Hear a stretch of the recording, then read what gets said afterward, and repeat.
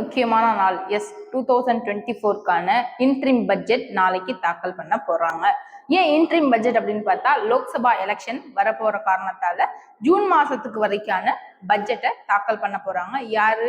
நம்மளுடைய பினான்ஸ் மினிஸ்டரான திருமதி நிர்மலா சீதாராமன் அவர்கள் இந்த பட்ஜெட்டை தாக்கல் பண்ண போறாங்க. சிம்பிளா பட்ஜெட் அப்படின்னா என்னன்னு சொல்லிடுறேன். நீங்க வீட்டுல வரவு செலவு கணக்கு பார்ப்பீங்கல்ல, அந்த மாதிரி இவங்க இந்தியாவுக்கே பார்க்க போறாங்க.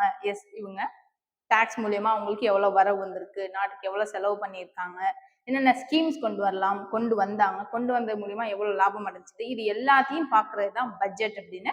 2024ல என்னென்ன நியூ ஸ்கீம்ஸ் கொண்டு வரலாம், எந்தெந்த ப்ராடக்ட்ஸ்க்கு டாக்ஸ், ஸோ இதெல்லாம் ஃபிக்ஸ் பண்ணுவாங்க. ஓகேயா? ஸோ இப்போ நீங்க கேட்குற கேள்வி புரியுது. அடுத்தது இதனால என்ன லாபம், அதெல்லாம் விடுமா, ஷேர் மார்க்கெட்டுக்கும் இதுக்கும் என்ன சம்பந்தம்? எஸ், நெஷர் கார்பரேட்டின் அனலைஸின் படி பார்த்தா, நெஷர் கார்பரேட்டின் சார்பாக அனலைஸ் பண்ணி பார்த்ததில்ல, ஷேர் மார்க்கெட் பட்ஜெட் தாக்கலின் பின் மேலே ஷேர் மார்க்கெட் மேல போக தான் வாய்ப்பு இருக்கு.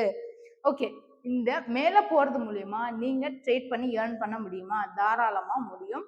உங்களுக்கு அதை பத்தின முழுமையான டீட்டெயில் தெரியணும், ஷேர் மார்க்கெட்ல நீங்களும் ட்ரேட் பண்ணி ஏர்ன் பண்ணணும், இதே போல ஒரு அனலைசர் ஆகணும் அப்படின்னா கமெண்ட் செக்ஷன்ல நீங்க உங்களோட ஃபோன் நம்பரை ஆட் பண்ணுங்க. மறுபடியும் அப்படின்னா, நான் ரிபப்ளிக் டே அப்போவே உங்களுக்கு எதுவும் சந்தேகங்கள் இருக்கு ஷேர் மார்க்கெட்டை பொறுத்தல அப்படின்னா, நீங்க ஜெய்கின் போட்டு உங்களோட ஃபோன் நம்பர் ஆட் பண்ணுங்க அப்படின்னு சொல்லியிருந்தேன்.